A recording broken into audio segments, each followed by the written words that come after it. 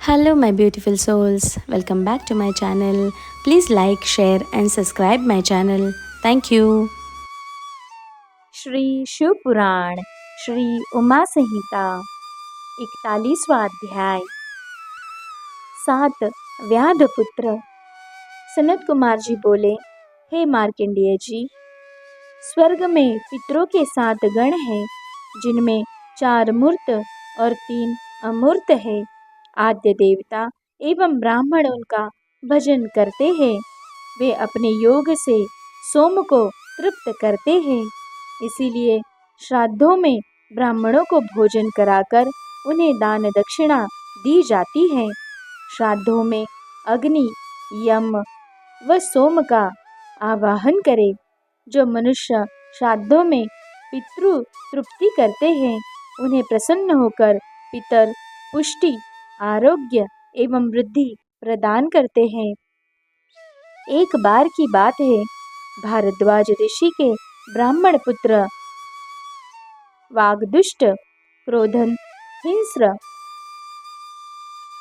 पिशुन, काव, स्वश्रुस, पितृवर्ती आदि दुराचारी हो गए। उनके पिता की मृत्यु हो गई। वे विश्वामित्र के पुत्र मुनि गर्ग के शिष्य बनकर उनके आश्रम में रहने लगे। एक दिन रास्ते में उन कुबुद्धि बालकों ने गाय को मार दिया और आश्रम आकर गुरुजी से झूठ बोल दिया कि गाय को शेर उठाकर ले गया है। इस कारण उन्हें गो हत्या का पाप लगा और उनका जन्म एक लुब्धक के घर में हुआ। वे वन वन फिरते रहे। ज्ञान प्राप्त होने पर उन्होंने तपस्वियों के यहाँ भोजन करके प्राणों को त्याग दिया। तत्पश्चात उन्होंने चक्रवाक की योनि में जन्म पाया। पक्षी योनि में नीप देश के राजा और रानी के सुखी जीवन को देखकर उन्होंने विचार किया कि जरूर पुण्य कर्म किए होंगे, जिसके कारण उन्हें सुख और सौभाग्य की प्राप्ति हुई। तभी वहां पर सुमना पक्षी आया और प्रसन्न होकर बोला, हे पक्षियों, अगली योनि में तुम कांपल्य नगरी के राजा बनोगे। तब तुम्हारा शाप निवृत्त हो जाएगा। तुम्हें ये सब पितरों की कृपा से प्राप्त होगा, क्योंकि तुमने गौ प्राक्षण करके उसे पितरों को भी अर्पित किया था। Hello, my beautiful souls. Welcome back to my channel. Please like, share, and subscribe my channel. Thank you. Shri Shiv पुराण श्री उमा संहिता 42वां अध्याय। पितरों का प्रभाव। भीष्म पितामह बोले, हे मार्कंडेय जी, आगे की कथा भी मुझ पर कृपा करके मुझे सुनाइए। तब उनकी जिज्ञासा शांत करने के लिए मार्कंडेय जी बोले, तब उन 7 पक्षियों ने खाना पीना सब छोड़ दिया। वे सिर्फ जल और वायु ही ग्रहण करते थे। उधर राजा रानी भी अपने राज्य में चले गए। वहां जाकर राजा ने अपना राज्य अपने पुत्र अनूप को सौंप दिया। स्वयं राजा रानी को साथ लेकर पुनः उसी वन में आकर साधारण मुनियों वाला जीवन जीने लगा। धीरे धीरे उन 7 पक्षियों का शरीर क्षीण होने लगा। कुछ समय के बाद वे मृत्यु को प्राप्त हुए। दूसरा जन्म उन्हें कांपिल्य नगरी में प्राप्त हुआ। उनमें से एक का नाम ब्रह्मदत्त हुआ। वह पाप रहित हो गया और उसे राजा ने अपना सारा राजपाट सौंप दिया एवं स्वयं परम गति प्राप्त की। 2 अन्य पांचाल एवं पुंडरीक मंदिर के पुजारी बने। बचे हुए 4 पक्षियों का जन्म एक दरिद्र ब्राह्मण परिवार में हुआ। वे चारों वेदों और शास्त्रों के ज्ञाता थे। भगवान शिव में उनकी असीम श्रद्धा भक्ति थी। उनके चरणों की भक्ति में उन्होंने मुक्ति एवं ज्ञान प्राप्त कर शिवलोक को प्राप्त किया। Hello, my beautiful souls. Welcome back to my channel. Please like, share, and subscribe my channel. Thank you.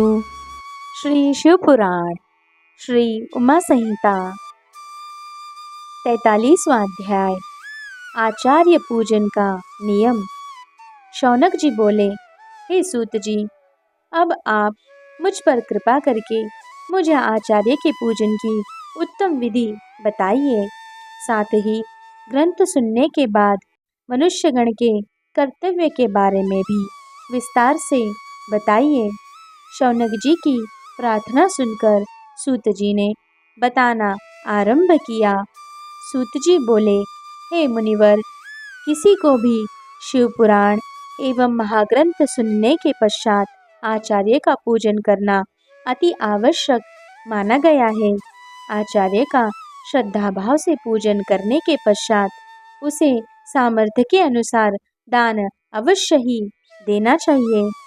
Shiv पुराण का श्रवण करने के पश्चात त्रिलोकीनाथ भगवान शिव का पूजन करके ब्राह्मण आचार्य को बछड़े वाली गाय का दान करे। जिस स्वर्ण के आसन पर पुराण को स्थापित करे, उसे भी विनम्रता पूर्वक आचार्य को समर्पित करे। इस प्रकार वह बंधन मुक्त हो जाता है। पुराण वक्ता को महात्मा माना जाता है। उन्हें राज्य, घोड़ा, हाथी, गांव आदि उत्तम एवं उपयुक्त वस्तुएं तथा शक्ति और सामर्थ्य के अनुसार दान देने से कल्याण होता है। इस पवित्र शिव पुराण नामक ग्रंथ को सुनने से समस्त अभीष्ट फलों की प्राप्ति होती है। Hello, my beautiful souls. Welcome back to my channel. Please like, share, and subscribe my channel. Thank you.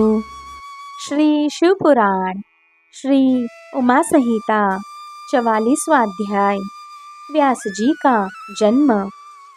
Shaunak जी बोले, हे सूत जी, आप मुझे मुनि वेद व्यास जी के जन्म की कथा सुनाइए। तब शौनक जी के प्रश्न का उत्तर देते हुए सूत जी बोले, हे शौनक जी, एक दिन की बात है।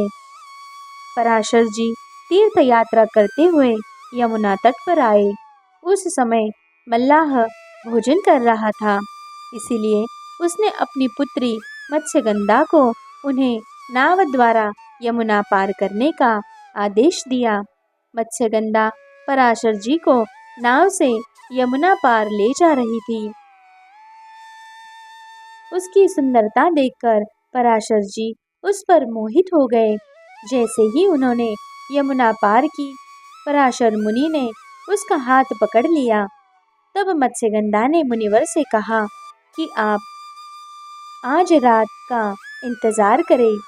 पराशर जी ने अपने योग से दिन को रात कर दिया। दोनों का मिलन हुआ, परंतु मत्स्यगंधा चिंतित थी। तब पराशर जी ने उससे वर मांगने के लिए कहा। मत्स्यगंधा बोली, मुनिवर, मेरे इस कर्म को मेरे माता पिता कोई भी न जान सके, मेरा कन्या धर्म भी न जाए और मुझे आपके समान तपस्वी और शक्तिमान पुत्र की प्राप्ति भी हो। तब उसके वचन सुनकर पराशर मुनि बोले, देवी, जैसा आप चाहती है वैसा ही होगा और आज से आप सत्यवती नाम से प्रसिद्ध होंगी। आपके गर्भ से भगवान श्री हरि विष्णु का अंश उत्पन्न होगा। यह कहकर मुनिवर चले गए। नियत समय पर सत्यवती ने सूर्य के समान महातेजस्वी पुत्र को जन्म दिया। पुत्र माता की आज्ञा लेकर तपस्या करने चला गया और जाते समय उसने माता से कहा कि कोई भी कष्ट पड़ने पर मुझे अवश्य याद करना। सत्यवती अपने घर लौट आई। व्यास जी तपस्या में लीन हो गए। वेदों की शाखाओं का अध्ययन करने से वे वेद व्यास के नाम से प्रसिद्ध हुए। फिर वे तीर्थ स्थानों के भ्रमण करने के लिए निकल पड़े। एक बार शिवलिंग का दर्शन करने के पश्चात उनके मन में विचार आया कि कोई ऐसी सिद्धिदायक लिंग हो जिसकी आराधना और भक्ति करने से सब विद्याएं प्राप्त हो जाए और अभिष्ट फलों की प्राप्ति हो। यही सोचकर वे ध्यानमग्न हो गए। तभी उन्हें ज्ञात हुआ कि धर्म, अर्थ, काम और मोक्ष देने वाला अतिमुक्त महाक्षेत्र में मद्धेश्वर लिंग स्थित है। वेदव्यास जी ने गंगा में स्नान करके व्रत आरंभ किया। उन्होंने भोजन त्याग दिया। वे पहले फलाहार रहकर पूजन करने लगे। फिर उन्होंने सिर्फ जल ही ग्रहण किया। फिर उन्होंने सिर्फ हवा को ग्रहण करते हुए अपना पूजन आरंभ किया। तत्पश्चात उन्होंने निराहारी रहकर भगवान शिव की उत्तम तपस्या की। उनकी इस दुस्सह्य साधना से शिवजी प्रसन्न हुए और वेदव्यास जी को दर्शन दिया। देवादिदेव महादेव जी को साक्षात अपने सामने पाकर वेदव्यास जी उनकी स्तुति करने लगे। वे बोले, हे देवादिदेव कल्याणकारी शिव, आप मन और वाणी से अगोचर है। वेद भी आपकी महिमा को पूर्ण रूप से नहीं जानते। आप ही सृष्टि के रचनकर्ता, पालन करता और संहार करता है। हे सर्वशक्तिमान ईश्वर, आप ही जन्म मरण, देश, कुल आदि से रहित है। आप ही त्रिलोक के स्वामी हैं। इस प्रकार व्यास जी ने शिवजी की स्तुति की। प्रसन्न होकर शिवजी बोले, हे व्यास जी, तुम मनचाहा वर मांगो। तब व्यास जी बोले, स्वामी, आप तो सर्वज्ञ सर्वेश्वर है, आपसे कुछ भी नहीं छिपा है। तब त्रिलोकीनाथ भगवान शिव बोले, मुनिवर, मैं तुम्हारे कंठ में स्थित होकर तुम्हारी इच्छा के अनुसार इतिहास एवं महापुराणों की रचना करूंगा। तुम्हारे द्वारा प्रयोग में लाए गए स्तुति अष्टक का जो भी शिवलिंग के सामने बैठकर 1 वर्ष तक तीनों काल में मेरी स्तुति करेगा, उसकी सभी मनोकामनाएं अवश्य पूर्ण होंगी। यह कहकर महादेव जी अंतर्धान हो गए।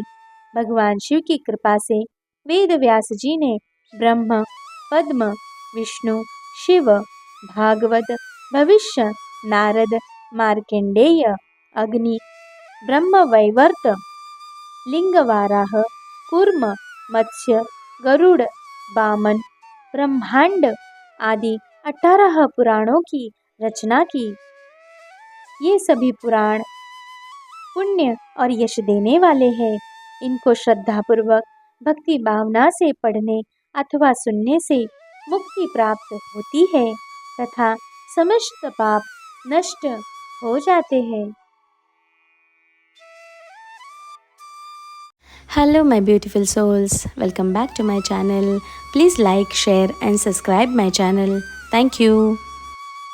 श्री शिव पुराण श्री उमा संहिता 45वां अध्याय मधु कैटभ वध एवं महाकाली वर्णन। सूत जी बोले, हे मुनिवर, अब मैं आपको जगत जननी माता उमा के विषय में बताता हूँ। स्वारोचिष नामक मनवंतर में विरथ नाम के एक राजा हुए हैं। उनका सुरथ नामक पुत्र बहुत वीर और पराक्रमी था। वह महादानी भी था। वह देवराजेंद्र के समान पराक्रमी था। उसके राज्य में प्रजा बहुत सुखी रहती थी। एक बार उस पर 9 राजाओं ने एक साथ आक्रमण कर दिया। युद्ध में उसे हराकर उसके राज्य पर अपना कब्जा कर लिया। सुरथ घोड़े पर सवार होकर वन को चला गया। वन में राजा सुरथ ने एक सुंदर आश्रम देखा। वहां पर सभी जीव जंतु शांत वातावरण में विचरण कर रहे थे।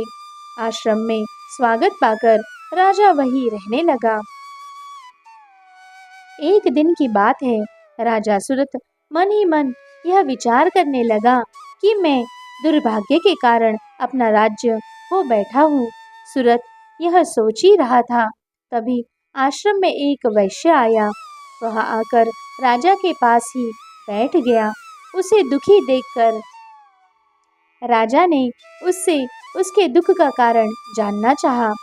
तब वह वैश्य आंखों में आंसू लिए बोला, राजन, मैं समाधि नामक वैश्य हूँ। मैं एक अत्यंत धनाढ्य कुल में उत्पन्न हुआ हूँ, परंतु मेरे पुत्र पौत्रादि ने धन के लालच में ही मुझे घर से बाहर निकाल दिया है। राजा सूरत और वैश्य राजा सूरत और वैश्य समाधि आपस में बात कर ही रहे थे कि वहां ऋषि मेधा आ गए और बोले, राजन, इस संसार में सबको आकर्षित और मोहित करने वाली सनातनी माया देवी सत्य रूपा ही है। वे ही इस जगत की रचना, पालन और संहार करती है। प्रलय के कारण भगवान श्री हरि विष्णु शेष शैया पर योग निद्रा में सोए हुए थे। उसी समय उनके कान के मैल से दो राक्षस प्रकट हो गए। उनके नाम मधु और कैटभ थे। वे दोनों राक्षस विष्णु जी के नाभि कमल में स्थित ब्रह्मा जी को मारने के लिए दौड़े। उन महादैत्यों को इस प्रकार अपनी ओर आता देखकर ब्रह्मा जी महामाया देवी परमेश्वरी का ध्यान करके उनकी स्तुति करने लगे। वे बोले, हे महामाया, हे शरणागतों की रक्षा करने वाली देवी, इन महादैत्यों से मेरी रक्षा कीजिए। मैं आपको बारंबार प्रणाम करता हूँ।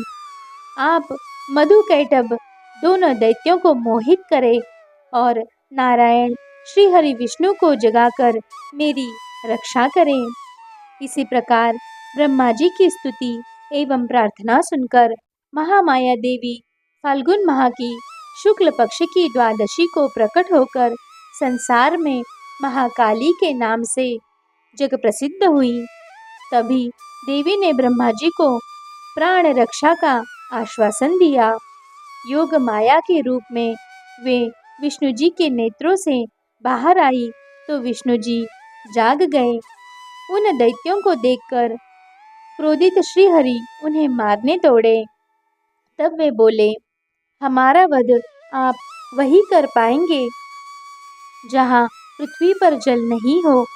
तब भगवान विष्णु ने मधु और कैटभ नामक दोनों महादैत्यों को अपनी जांघाओं पर लिटाकर अपने सुदर्शन चक्र से उनका सिर काटकर ब्रह्मा जी की रक्षा की।